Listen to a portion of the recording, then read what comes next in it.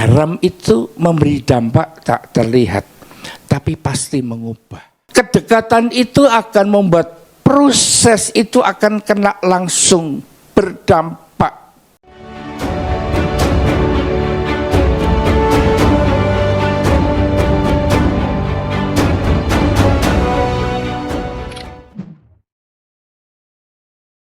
Hari-hari ini kita senantiasa mendengar satu pernyataan, yaitu declare and display. Tidak hanya suatu pernyataan, tapi kenyataan daripada apa yang diucapkan itu nampak dalam hidup setiap kita. Saudara, sadarkah bahwa itu sesungguhnya sudah ada dalam Alkitab? Apa judulnya? Garam dan terang dunia. Injil Matius pasal 5 ayat 13 katakan, kamu saya berikan tambahan di dalam ayat itu adalah murid-murid Yesus. Adalah garam dunia. Jika garam itu menjadi tawar, dengan apakah ia diasinkan? Tidak ada lagi gunanya selain dibuang dan diinjak orang. Ada berapa banyak murid Yesus pagi hari ini di sini? Coba. Jangan diturunkan dulu. Saya lihat ada yang enggak angkat tangan. Kamu muridnya siapa? Murid kom katanya. Nah, saudara, kalau kita melihat firman ini, kamu adalah garam dunia. Kita simak lebih dalam lagi supaya apa yang Tuhan bukakan dalam pikiran saya bisa bagikan dengan lebih dipahami.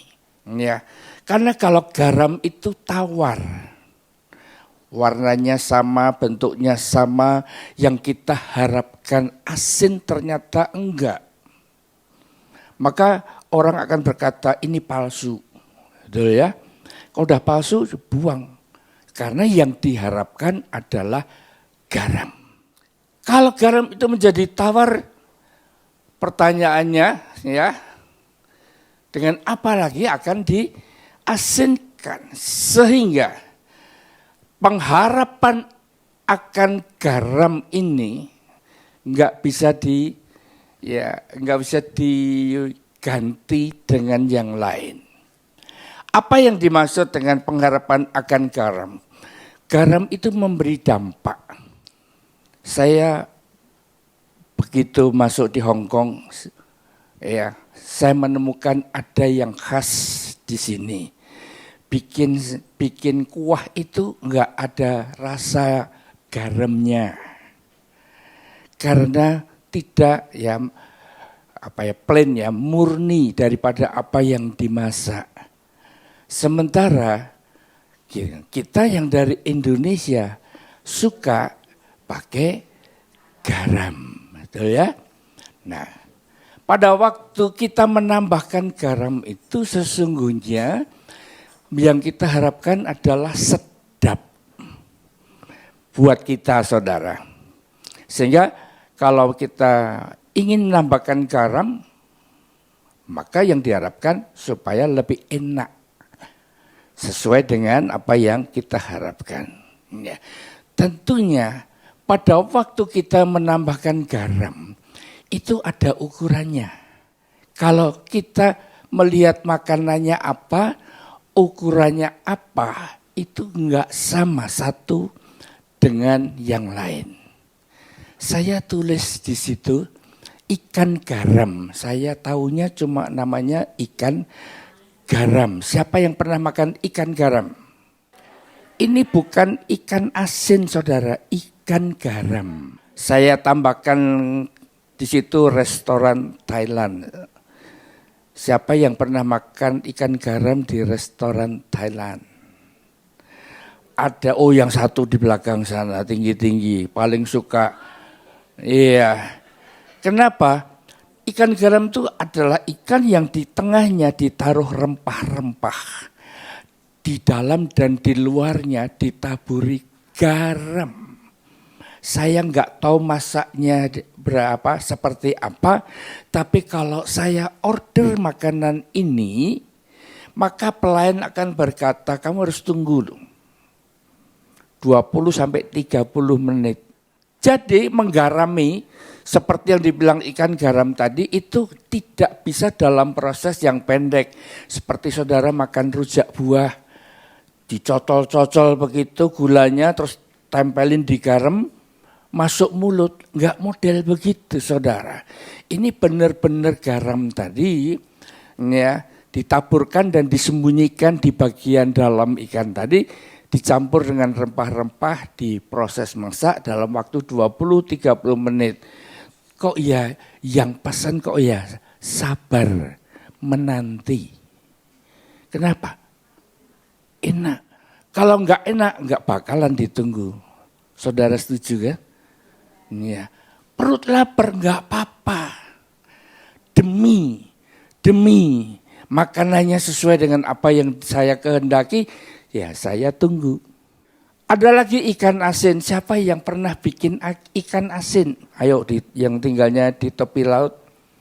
Ya, berapa lama bikin ikan asin? 1 jam jadi. Oh ya, saya pikir enggak begitu lama. Dijemur saya tahunya. Dikasih apa? Si garam, dijemur berapa hari? Sampai kering. Lah kalau mendung.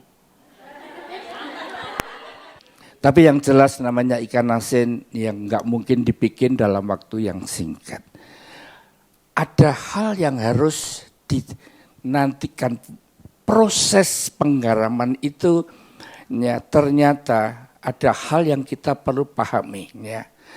Garam memang baik, tetapi jika garam jadi hambar dengan apakah kamu mengasinkannya, ini dalam Injil Markus. Tapi perhatikan yang saya tulis warna kuning. Hendaklah kamu selalu mempunyai garam. Saya tambahkan di situ supaya nggak salah ngerti. Minggu depan kalian semua ke gereja bawa garam. Jadi yang dimaksud itu adalah firman Allah. Harus ada di dalam diri setiap murid. Kalau murid nggak punya firman, itu rasanya aneh. Hambar, tawar, dengan apa diasinkan lagi, enggak dibuang. Begitu juga kita, orang percaya yang menjadi murid Yesus, kalau sampai kita enggak punya firman, maka yang terjadi adalah hidup kita enggak beda dengan orang dunia, betul? Jadi pengertian garam di sini adalah firman. Firman itu merupakan garam yang mengubah dimulai dari diri kita. Berat ya. Ini saya ngomong begini berat ya. Garam itu akan mengubah dulu diri setiap kita. Kalau kita belum diubah oleh garam, yaitu firman Allah, kita belum asin. Kita masih tawar. Kita masih sama dengan dunia. Bagaimana cara mengasinkan? Ya mau tidak mau harus ikut kom tadi. Belajar tentang firman Allah.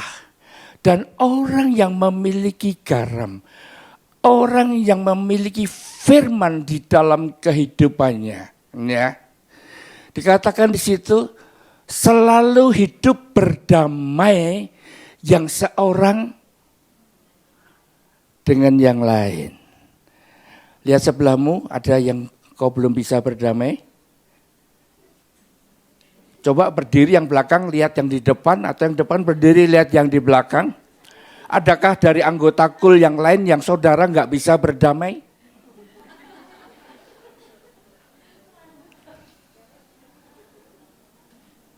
Loh, nggak berani ngaku ya?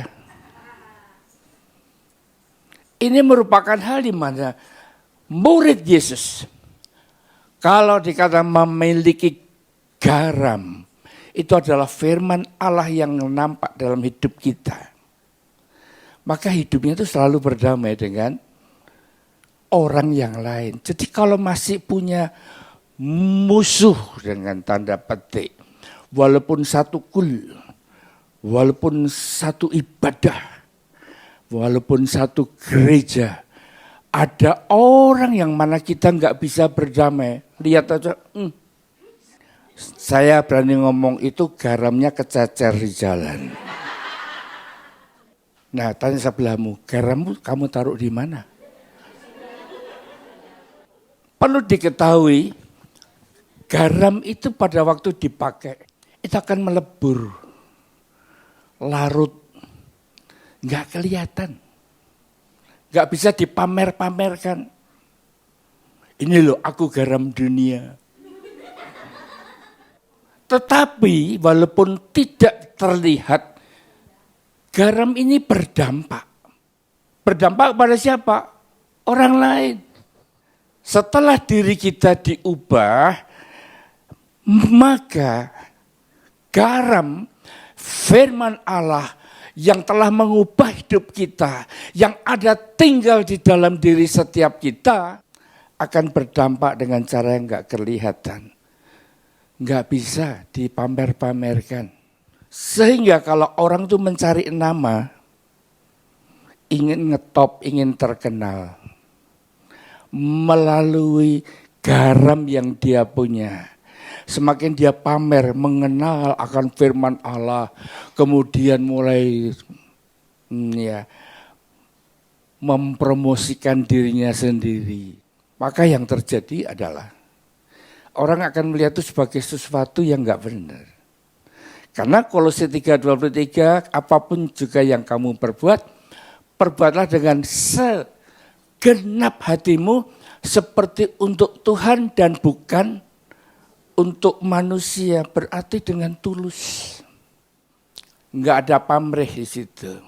Hubungan yang dekat itu akan lebih dirasakan. Kalau berdamai ya. Kalau enggak berdamai, semakin dekat semakin panas kan. Yang panas bukan badannya. Oh tahu juga. Hatinya yang panas. Utang enggak dibayar-bayar. Pamer di Facebook. Beli sepatu baru. Baju baru. Dibilang murah lagi. Utangnya. Nah, itu kalau kita nggak bisa berdamai dengan orang begini, kita nggak akan bisa menggarami dia. Karena nggak dekat. Dan kedekatan ini sebetulnya yang paling dekat adalah suami istri.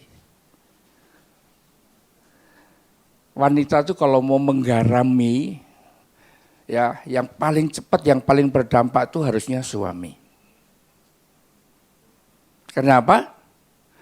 Karena firman yang ada di dalam diri sang istri, saya ngomong begitu karena di sini wanita semua kan. Firman yang ada dalam diri sang istri itu menjadi garam yang akan mengasinkan, yang membuat suami jadi lebih sedap buat orang-orang yang ada di sekitar kehidupannya. Ini jangan ditangkap dengan pengertian yang lain. Istri lulus kom 100, 200, 300. Karena istri harus menggarami suami, maka suami dikotbahin. Gitu. Semakin dikotbahin, semakin lari suamimu. Karena apa? Gak terasa. Tawar. Omong tok. Sekarang istilahnya apa? Omon.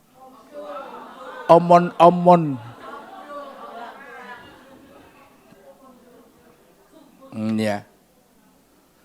Ini merupakan hal yang perlu dipahami.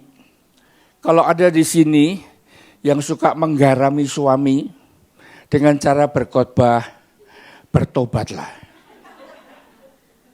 Karena garam itu larut, enggak kelihatan. Harus berdamai dulu, baru bisa berdampak, ya. Begitu juga dengan keluarga, ya. Kalau tanya satu rumah tangga gitu, ya tanya asisten rumah tangganya akan lebih jelas. Gimana kehidupannya bapak sama ibu? Wah, kami ini juga kagum loh, kepingin tahu rahasianya bapak sama ibumu. Kok kelihatannya happy ya, happy ye. Tapi asisten rumah tangga atau keluarganya, apakah itu anak, kemenakan, ya, yang satu rumah akan berkata, di luarnya kelihatannya seperti itu, di dalamnya ya nggak kalah seru dengan perang di Gaza. Kalian kan yang lebih tahu kan, karena yang berikutnya adalah mungkin majikanmu sering muncul di televisi. Ada nggak yang majikanmu suka muncul di televisi? Gandengan, kelihatannya mesra. Belum tentu di rumah semesra yang terlihat di televisi. Siapa yang tahu? Ya kalian yang tinggal di rumah itu kan. Ini merupakan perkara yang kita perlu pahami. Garam itu memberi dampak tak terlihat, tapi pasti mengubah. Bagaimana bisa mengubah? Karena dekat. Sehingga kedekatan itu akan membuat proses itu akan kena langsung berdampak, ya, berdampak di dalam kehidupan daripada orang yang di dekat kita. Kalian pernah dengar kesaksiannya Mami kan? Kalau Mami nggak berubah, saya juga nggak akan berubah. Perubahan itu adalah karena firman, bukan karena Mami. Tapi firman yang mengubah kehidupannya Mami dan dinampakkan dalam hidupnya, membuat saya merasakan ini kok lain ini. Yang begini ini lebih sedap ini. Yaitu perubahan hidupnya. Tidak ada manusia yang sempurna. Saya boleh ngomong, saya bukan berkata Mami enggak baik, enggak. Tetapi itulah proses yang mana dialami oleh Mami pada waktu Tuhan pakai dia untuk memenangkan saya. Tanpa dia berubah, saya enggak merasakan yang sedap tadi. Saya enggak akan melihat itu menjadi nyata kalau jangka waktunya panjang. Kalau berubahnya cuma sekali pertemuan di hari Minggu di KUL, bisa senyum sana cipika-cipiki, tapi hari demi harinya nggak kelihatan, ya nggak akan terbaca. Tetapi pada waktu Mami mengalami perubahan, maka yang terjadi adalah suami yang dulu nggak suka orang berdoa dengan menangis, perubahannya pada Mami ya terus dilakukan untuk ya kemuliaan Tuhan, supaya suaminya yang kalau datang ibadah di tempat yang ramai, tepuk tangan, goyang-goyang, yang nggak beda jauh dengan ibadah di sini, itu alergi. Ada yang pernah alergi begitu? Dulu. Dan apa yang terjadi? Ya, memang dijawab. Karena itu kerinduan yang mana ada di hati Tuhan kita. Coba kalau dia berdoa, suamiku biar jadi bintang film yang top. Dulu saya nggak punya cita-cita jadi hamba Tuhan loh. Saya dulu cita-cita saya jadi bintang film. Saya juga suka fashion show. Potongan boleh, tapi karena nggak dijahit-jahit jadi nggak jadi, saudara. Karena apa? Ya memang tanpa sadar itu meresap di dalam diri saya. Jadi kalau nggak ada garam yang dekat dengan saya dan menggarami, bukan dengan cara khotbah, tapi hidup yang berubah, saya juga nggak berubah. Kalau nggak bakalan ketemu dengan saya di sini kok. Percayalah. Hanya kemurahan Tuhan yang membuat kita bisa bertemu. Ya. Nah, kalau kita sudah mulai mengerti tentang garam. Garam itu adalah ya, bukan declare tapi display. Tunjukkanlah kehidupan kita yang berhidup bersama ya di dalam kebenaran firman itu untuk nyata dalam kehidupan hari lepas hari. Terang dunia, kamu sekali lagi saya tulis di situ, murid Yesus adalah terang dunia. Kota yang terletak di atas gunung enggak mungkin tersembunyi. Lagi pula orang tidak menyalakan pelita lalu meletakkannya di bawah gantang, melainkan di atas kaki dian sehingga menerangi semua orang di dalam rumah itu.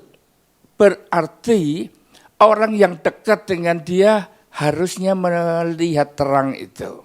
Demikianlah hendaknya terangmu bercahaya di depan orang supaya mereka melihat perbuatanmu yang baik.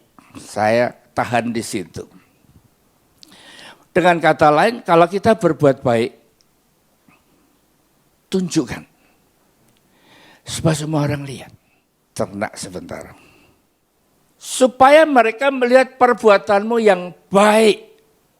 Dan orang lain melihat. Ini gambaran terang yang bercahaya.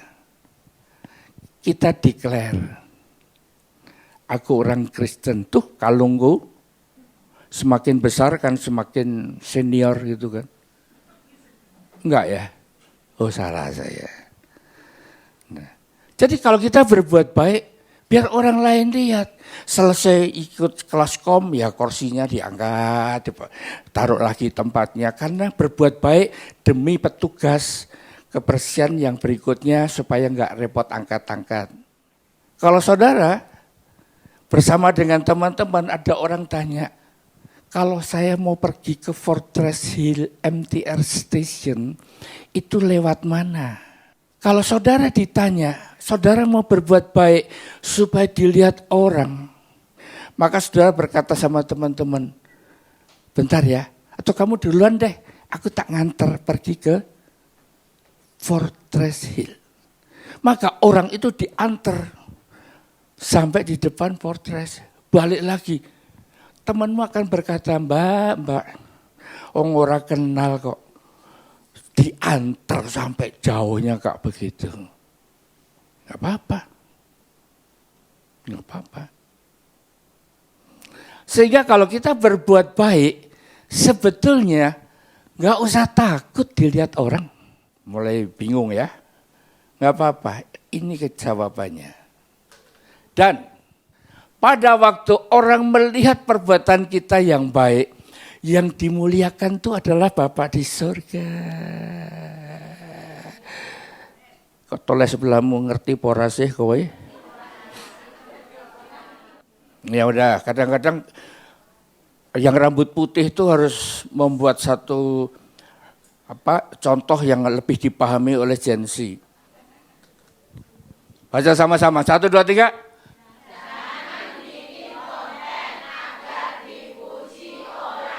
Siapa yang gak ngerti konten? Angkat tangan. Lihat kan? Ada orang yang minta direkam bagi 50.000, 50.000, 50.000. Bikin konten kan? Ya, supaya dirinya dipuji. Padahal kalau itu dilihat begitu banyak orang, duitnya balik loh. Ada yang bikin begitu di sini. Saya ngelihat di jalan-jalan tuh mendadak orang berlari.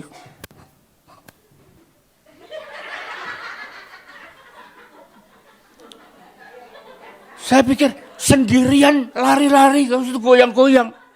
Coba seandainya sudah selesai goyang-goyang, lah belum tak pencet tadi.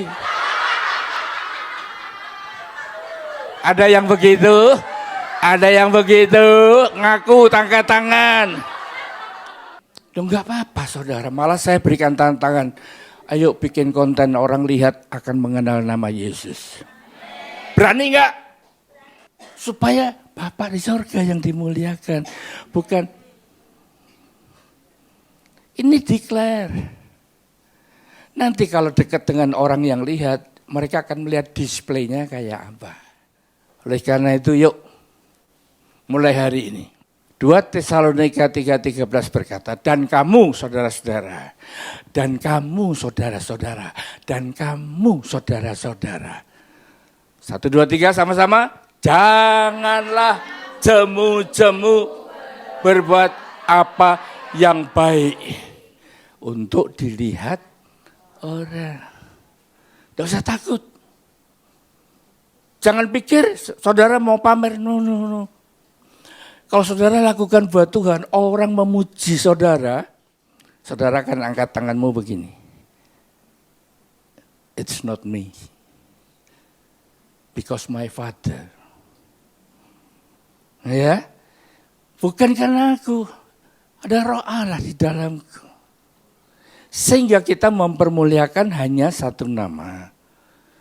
Kan? Tuhan Yesus Kristus. Yuk, tantangan buat kita. Lakukanlah dengan tulus seperti buat Tuhan Yesus. Saya hari ini enggak mau khotbah panjang-panjang. Tapi saya rindu Tuhan hadir. Kehadirannya jangan diukur dengan perasaan saudara. Kadang-kadang aku kok gak merasa kayak ada setrumnya ya. Badanku juga gak gemeter nih. Apakah Tuhan gak datang? Jangan ukur Tuhan dari perasaanmu. Tapi saat engkau mulai menangkap, engkau mulai mengerti apa yang saya bagikan hari ini. Dan kau mau declare and display. Hidupmu mau diubah oleh garam, yaitu firman Allah. Sehingga bisa berdampak buat orang lain. Dan engkau mulai menyatakan, Jesus for everyone. Maka itu merupakan hal yang menjadi perbuatan baik supaya dilihat orang. Yang tidak boleh dilihat adalah jikalau engkau memberi sedekah. Janganlah diketahui tangan kirimu apa yang diperbuat oleh tangan kiri. Tapi kalau perbuatan baik itu bukan sedekah, saudara. Tapi kehidupanmu yang mulai berdampak pada orang lain. Saya tahu declare and display. Sekali kita declare, maka sorot panggung kehidupan itu akan tertuju kepada kita. Saya berikan kesaksian. Awal daripada saya jatuh cinta sama Tuhan. Memang saya juga kalau flashback ke belakang, kok ya bisa seperti itu ya. Apa yang terjadi? Orang yang dekat dengan saya yang pertama kali protes. Saya punya saudara, ada 4. 2 laki, 2 perempuan. Kakak laki saya yang 1 di atas, yang nomor 3. Saya pergi ke Bali, saya ikuti persekutuan doa di rumahnya. Saya berada di sana dengan kemenakan saya dan kami berempat sambil pegang gitar kami nyanyi. Saya malah coba ngomong-ngomong sama istri saya, Mami ingat ya, waktu kita dulu mulai cinta Tuhan, kita nyanyi berempat itu lagunya apa? Saya ingat-ingat, nggak ketemu. Tapi intinya gini, dalam lagu itu menyatakan bahwa kami mengasihi dan kami mau serahkan hidup kami sepenuhnya buat Tuhan. Selesai pertemuan itu saya dipanggil sama kakak saya lagi. Kamu nyanyi kok sampai seperti itu? Ini sesuatu yang beda dalam dirinya. Dia belum punya garam itu. Dia belum seasin saya. Karena saya sudah lebih dahulu memiliki firman itu yang mengubah hidup saya. Sehingga saya mau memberikan hidup saya untuk melayani Tuhan. All. Itu buat kakak saya aneh. Nggak masuk akal.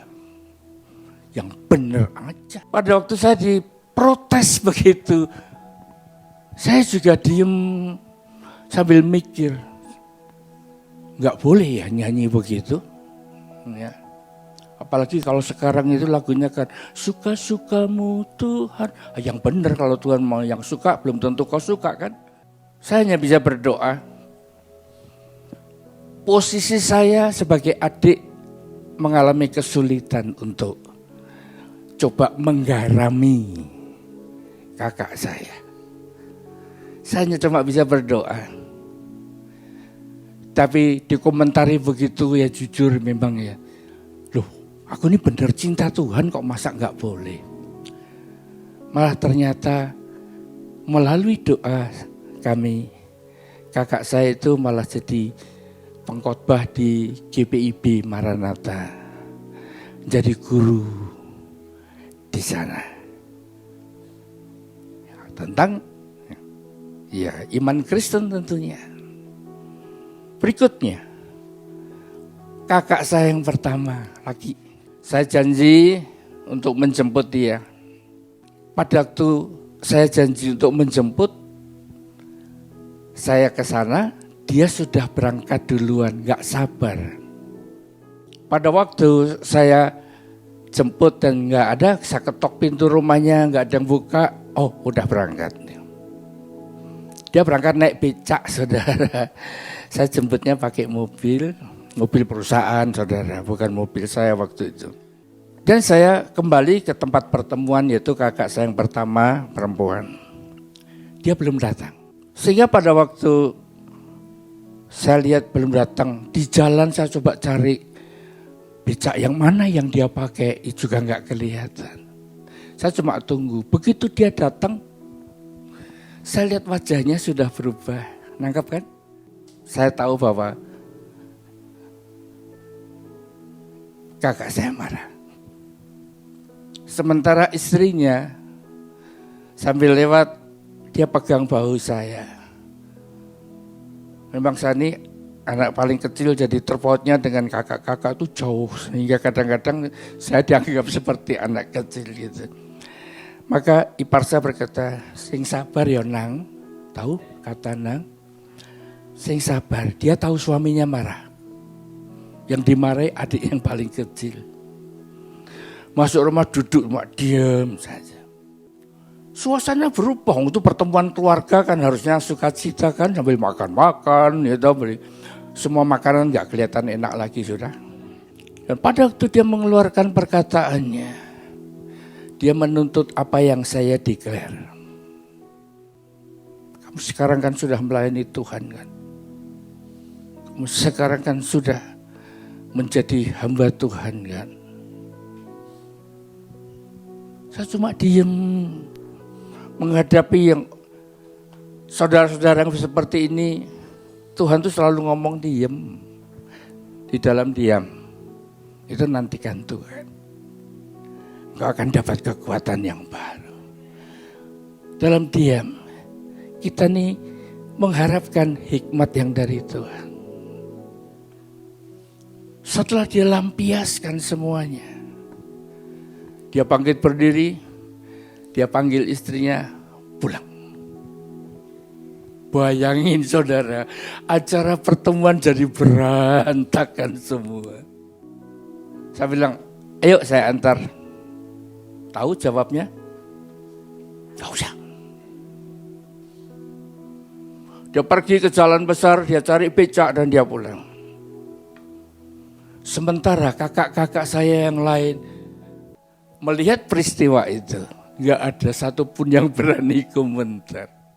Sehingga akhirnya setelah berapa saat saya doa dan Tuhan taruh di hati saya. Pergi ke rumahnya, minta maaf. Sekali lagi.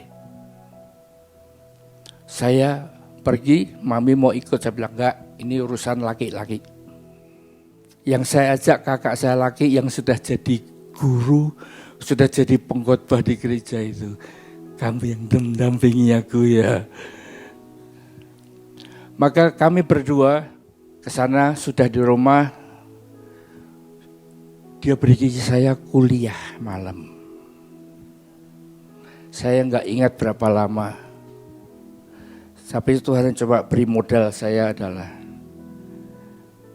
kasih. Saya nggak tahu, ngelihat kakak saya seperti itu tuh rasanya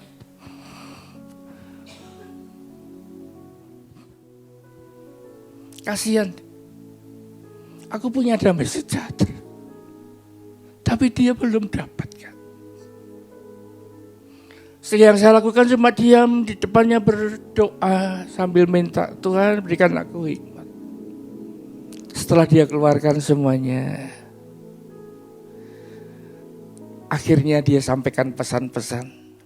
Saya tahu itu pesan terakhir yang coba saya penuhi dan enggak berhasil karena pesan yang diberikan kepada saya ditolak. Tetapi melalui peristiwa itu, hari-hari berikutnya saya dengar, saya dapatkan SMS, saya dapatkan berita bahwa dia suka mendengar siaran di radio ibadah sebuah gereja. Dia bisa bercerita tentang apa yang dia dapatkan dari siaran radio itu.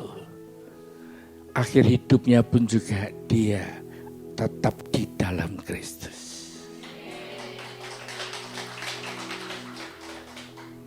Saya tahu kalau saat ini engkau sedang bergumul di tahun penuaian, saat engkau sudah mulai declare tentang Yesus, engkau tidak hanya jadi terang, engkau harus jadi garam.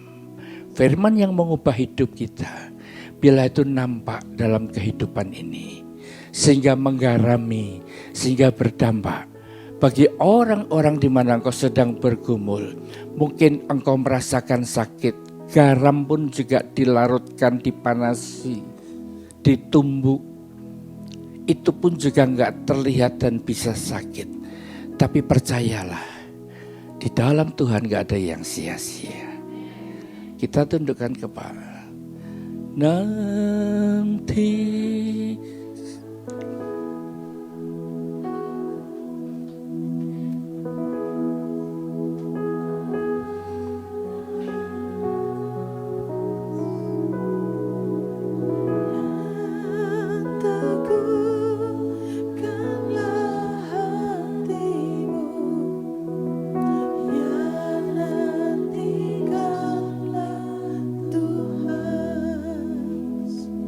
jika ada di antara saudara yang mungkin sedang bergumul dengan satu nama yang engkau rindukan untuk diselamatkan, tapi engkau bahkan mengalami tekanan, engkau mengalami pelecehan, engkau mengalami kesulitan, dan engkau merasakan itu sesuatu yang secara daging menyakitkan dirimu, dan kau belum berhasil sampai hari ini. Angkat tanganmu ke atas.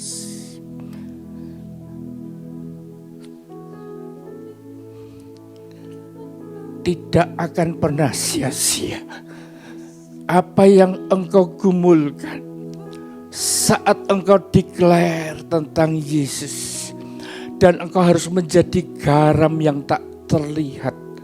Biarlah firman itu, garam itu mengubah hidup kita lebih dahulu. Dan dampaknya sampai kepada orang-orang yang dekat dengan kita. Apakah itu majikan? Apakah itu suami? Apakah itu saudara, orang tua, mertua? Percayalah, penantian kita akan Tuhan itu akan memberikan kekuatan yang baru untuk kau menyelesaikan tugasmu. Yang angkat tangan bangkit berdiri.